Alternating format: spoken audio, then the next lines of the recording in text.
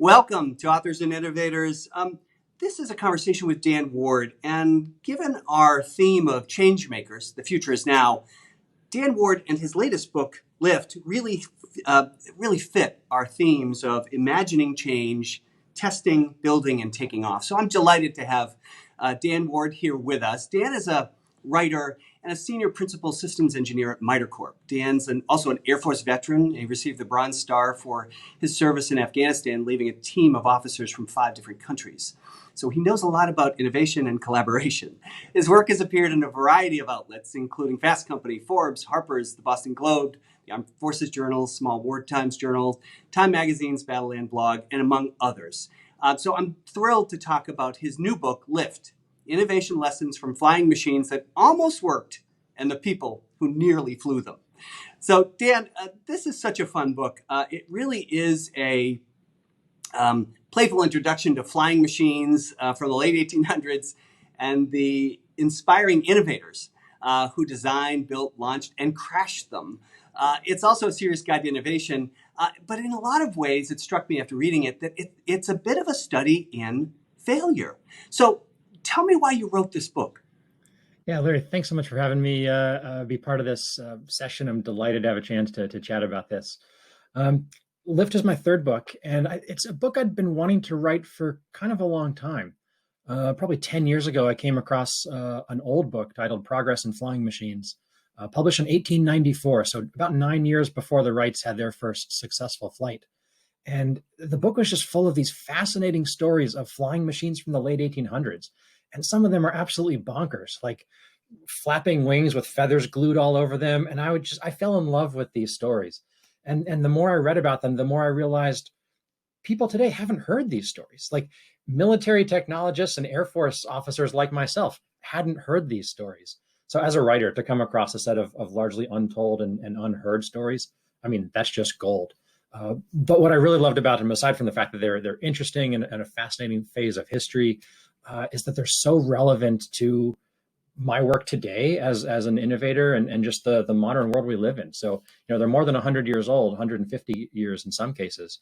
But the parallels we can draw between how they experimented, how they collaborated, how they tried to solve a problem that, frankly, a problem nobody had ever solved before. Yeah, the subject matter and their personalities, I think, just emerge from this book. You center the book around a few innovators, 5 innovators. Can you briefly talk about each one Sure. and why you fit them into the book? Yeah, absolutely. So as I did more research, I started with Octave Chanut's book. He's the main character in chapter 1. And I began sort of pulling the thread and seeing who else was doing work in this area and in this time. I was looking for 3 main attributes for why I would pick the main topics for the book. I was looking for people who were working before the Wrights, so before the problem of aviation had been solved. I was looking for people who actually built hardware, so not theoreticians, but no kidding, like field engineers who were building stuff and doing real life experiments. And then the third thing I was looking for is people who wrote about it. People who I wanted firsthand accounts of their stories, their experiments, why they were doing what they were doing, and what they actually attempted, what they actually accomplished. So that narrowed down the field pretty quickly.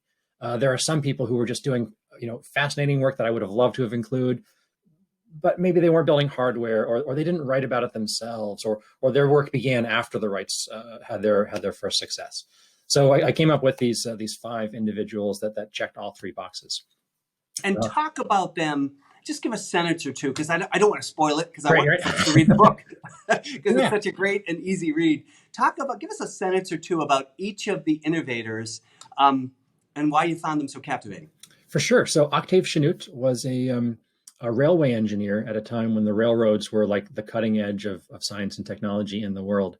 And at the age of 65, he began launching these gliders over the hills of Lake Michigan, I believe, or the sand dunes on Lake Michigan. So he's a great example of what it means to study failure. Why would we study failure, and why studying failure leads to breakthroughs eventually. He was a great collaborator as well. The second chapter is all about Otto Lilienthal. Otto Lilienthal was a German engineer. He was literally an engineer. He designed engines. And despite having a deep technical expertise in designing engines, when he shifted over to aviation, he built gliders that did not have engines in them, which was a remarkable decision for a man of his stature and his experience to make. He flew over 2,000 glider flights on a hill he built in his backyard. And was really quite a successful glider until he had his final fatal crash. Until it wasn't. Right. And that fatal crash is actually what inspired Orville and Wilbur. When they read about that, they had the remarkable reaction of like, oh, now we want to do that too. Like you hear the person died doing it, and that made them want to go try it as well. The third character in the third chapter is all about a Brazilian who spent most of his life in Paris, named Alberto Santos Dumont. He's my favorite. Of these five, he's just delightful, funny, quirky, weird. He was about 5 foot tall, 120 pounds. And he didn't build gliders. He built dirigibles and airships, so lighter than aircraft. And he's a terrific example of that iterative, experimental approach to build a prototype. It breaks, it fails, you learn, you improve it on the next one. By the time he got to his dirigible number 9, he was George Jetson before George Jetson was a thing. He would literally fly from his apartment down to the local cafe, have lunch, and fly home. I think he's the only human being who's ever had that ability to have that mode of transportation as just his daily transportation mode. He is just fascinating. Let's see. The fourth gentleman is a Bostonian, James Means. James Means was a shoe salesman who went into aviation, and he was just a brilliant sort of master of divergent thinking and putting things that seemingly contradicted each other together. So like he viewed gravity, for example, as the secret to flight, not a barrier to flight. And his approach to problem solving and collaboration and publication was just remarkable. The last guy that we sort of saved the best for last, I say Santos Dumont was my favorite, but Lawrence Hargrave was Octave Chanut's favorite. So the guy who wrote the first, Right. the original book, the guy in chapter 1, he said that if one man deserves to succeed in flying more than any others, more than all the rest of us, it's Lawrence Hargrave. He was an Australian, great simplifier, great experimenter. He started off with fairly complex designs of his models and his gliders and winged aircraft, and gradually got simpler and simpler. And eventually he was designing kites as a way to solve like the next piece of the problem in aviation, which was how do you generate lift? And he had kites that could lift a person off the ground. And one of the nice things about Hargrave, he was a great, he was like the early open source advocate. So he published everything, he patented nothing, and he just had a very generous posture with his work and shared it with the world because he just wanted to help advance the field. It's so obvious to me in reading the book and how you describe the innovators that you really liked these folks and you cared about them. Flying didn't start with the Wright Brothers, which is one of the themes that I get from your book. They stood on the shoulders of a lot of people. Why, Dan, don't we hear about or think about the innovators that come before? Yeah, well, I think this gets back to your very first question about why did I write a book about failure? We get squiggy about failure, don't we? You know, we like to follow the winners. I'm reminded of the scene in The Princess Bride where Prince Humperdinck shows up and he sees that there's been a great duel here, and they were master swordsmen. The winner went off this way and the loser went off that way. Should we follow them both, sir? Count Rugen asks, and he's like, the loser is nothing. We will only follow the winner. And Right. we have that same mentality in a lot of our other work. And yet studying failure is like the main theme throughout my whole book, because there's so much valuable learning we can get from studying failure, our own and others. And if we don't pay attention to our failures, we're likely to repeat them. So that's a big piece of all of this. So some of the important tips that you provide, because you've been an innovator your entire career, relate to inclusiveness. And you specifically talk about James Means as being somebody who is pretty inclusive. Mm-hmm. How did that make his work different than perhaps some of the other innovators? Yeah, I think it made it different in the sense that it made him more successful. He made more progress than those who were exclusive. In fact, my favorite line in the whole book is, I think, on page 105. If I could just read that line or part of that line to you, it says that, I wrote it down here. The people who made the most progress were the collaborators and the bridge builders, the includers and the inviters. Right. And the people who had the most time were the isolated, exclusionary purists, and the ones who wanted to kind of keep all their secrets. So the most obvious lesson in the book is study failure. I think the most important lesson in the book is about how diversity and inclusion helps us solve hard problems and solve them better, solve them faster. That's the kind of the heart of chapter 3, I think. So Yeah. So let's talk a bit more about that, because you've got 5 innovators, 5 men, and yet you talk about women innovators in the field. Emma Lillian Todd, for example, is just a colorful person you write about. Right. Talk a bit more about her diversity and how they impacted innovation and why they don't feature a bit more prominently in this history. Yeah, so I mean, the history of aviation pioneers prior to the Wrights is it's hard to find. Like, there's just not as much out there as you kind of hinted before. And I do say the Wrights, not the Wright brothers, although I'm still sort of training myself not to refer to them as the Wright brothers, because Wilbur himself said, if the world ever thinks of us in connection with aviation, it must remember our sister. Catherine Wright was a huge contributor to the work they did and had a big influence on their eventual success. And yet the world still calls them the Wright brothers and not the Wright siblings or not the Wright family, right? Because we tend to sort of write them out of, no pun intended, we tend to write them out of the story. So similarly, Emma Lillian Todd in 1909 designed and built an airplane, and it flew. Not a lot of people have heard her name. You got a great picture too in the book. It's an amazing photo. We're just sitting there. It's from a New York Times article from, I think, 1909. She began her work in 1906. So just 3 years after the Wrights had their first flight, she began building her own flying machine, which makes her one of the first human beings to design and build a plane, not just one of the first women. But yeah, they tend to not get as much of the attention and respect. And sometimes that's a deliberate choice on their part. In chapter 3, I talk about a woman, Ada da Costa, who was the only other person that Alberto Santos Dumont ever allowed to fly his dirigible number 9. Right. And when she landed, her parents were horrified and said, "No man would ever marry a woman who did such a thing. You can't tell anyone about this." So I think we're safely past the risk of any scandal. We can say her name out loud, and she did eventually later in her life begin telling this story. But even the men who did this work oftentimes did it secretly. Even the men who were involved in this area didn't do it very publicly because they'd get mocked. They'd, oh, you're just a mad scientist. You're a loon. If God intended humans to fly, he would have given us wings. And so there's a lot of social pressure against these, innovators working in this space, especially in the late 1800s. But I think innovators today face much the same challenges: to not be too weird, not be too different. And innovators are often tempted to sort of innovate below the radar. And I think the women in this space had, 10 times as many reasons or 10 times as much force put on them to kind of do it quietly and do it secretly. Such great insights. And it's one of the reasons I picked Lyft and also wrote about it in my book column in the Boston Business Journal. But I liked Lyft because it's more than just stories about men and women who built flying machines, but it's really about your practical insights as an innovator, as an engineer over time. What do you hope business leaders and CEOs, entrepreneurs, students who might be listening to us and enjoying this event, what do you hope they take away from this book? Yeah, I think there's two main takeaways, two main go do this type lessons. First is to study failure, and specifically to kind of help destigmatize failure. Let's fail out loud. Let's call it a failure. These planes that didn't fly, they were failures.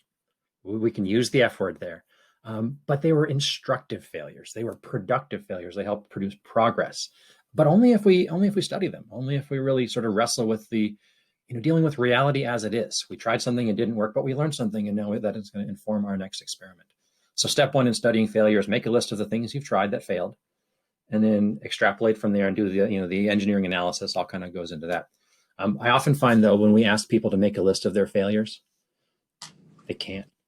It turns out we sometimes find out we haven't done anything that constitutes a success or a failure. We've had some meetings and we sent some emails, but we don't have anything that failed. So in that case, write down failed to fail. We have failed to do anything that could constitute a failure, and now go try something, do something concrete, something specific, build a prototype, build a model, put it out into the world, see if it flies. So that's kind of the first practical go-do. So study failure and Study failure. cultivate, and you say this throughout the book, cultivate a specific perspective on failure. Right. You've got to do this, and you've got to be a supportive culture that does that. So for our CEOs who are listening, you should hear this. Absolutely. Study failure. And as we study failure, we learn that failure is not the end of the story. Failure is not the whole story. And so the more we study it, the more we realize how important failure is to our learning, our growth, our development, and our ultimate success in our organizations. And then the second thing, I hope that my book shows the best thing any of us can do is to deliberately and consistently show up and commit ourselves to building teams that are diverse, that are welcoming, that are supportive, and that really celebrate all the dimensions of diversity. So, gender, ethnicity, physical ability, orientation, neurodiversity. When we do that, our ability to solve hard problems gets cranked up to 11. So it's the right thing to do. Yes, it's also the smart thing to do. So again, there's another go-do. Actively, proactively set out to say, I'm going to build the most diverse team I can, because that team is going to be better at solving hard problems than if I allow my team to be homogenous. So the worst thing we can do is let our teams become or stay homogenous.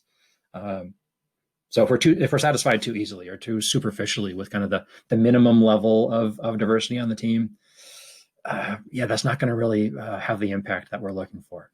Right. Can't be just virtue signaling. You have a quote in the book that I've actually written down and I have on a Post-it note because I liked it so much.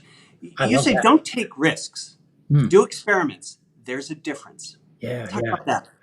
So I kind of surprised myself as I went through the book. There's a piece of advice I don't give in the book, and the advice I don't give is go take risks. I fully expected when I started writing this book that one of the lessons would be take risks. Right. And it's not. The difference between instead of saying take risks, what I recommend is do experiments, and there is a difference. So in both cases, we're leaning into the unknown. We're going to try something where the outcome is maybe unpredictable or uncontrollable, or we're not quite sure what the outcome is going to be. If we frame that as taking a risk, then that's going to lead to one of two outcomes. Either we get lucky or we get hurt. Because a risk, a good thing turned out, we got the good result. We avoided the pain, we avoided the damage. It's so easy to dismiss that as, well, you just got lucky. And then it's harder to be repeatable. Or you get hurt, or you get killed, If you do an experiment, the only outcome is we get smarter. Now that smarter might smart a little bit, it might hurt. But the purpose of an experiment is to learn something. And if we try an experiment and it doesn't turn out the way we hoped it was going to turn out, we have now learned something that doesn't work. The other nice thing is that there is such thing as the experimental method. You can come up with a procedure for doing an experiment. There's no such thing as the risk-taking method. Like if I say, go take a risk. Well, how? Make sure it's a good risk. Take a smart risk. Right. That's just a much harder thing to do. Go do an experiment. Oh, I can do an experiment. But the really cool thing, and this gets back to the diversity and inclusion thing, we all have our general risk tolerance, our general appetite for risk. I'd like to think mine is fairly high, which isn't admirable necessarily. That's just how I'm baked in, right? Right. But the people who have a lower appetite for risk, they might find a safer way to do an experiment that will teach them something that I never would have learned if I had just gone off and done risky things. And so all the people in the book, they were doing risky things, but what they were really doing is doing experiments. So we can't avoid risks, but just pursuing risk isn't the point. Doing experiments and learning is the point here. So thoughtful experiments, that comes loud and clear. And I think it's such a great theme for today, change makers, and creating the future. I just think the idea of thoughtful experiments instead of just taking blind risks makes great sense. Dan, are there industries or areas, market segments that you see doing this well, and are there others that are doing it not so well? Are there industries that are doing experimentation in a way that is thoughtful, appropriate in your view, and are there others that aren't so much? Yeah, so that's a really interesting question, and I think from the little bit of research that I've done and looking at a variety of different industries and domains, everywhere I look, I find little pockets of creamy goodness where people are doing this. You could aviation, automobiles, energy sectors, public health is an area I'm starting to look into quite a lot lately. And everywhere I look, I find some places where you get small teams of dedicated, creative, diverse groups who are doing experiments and learning and sharing.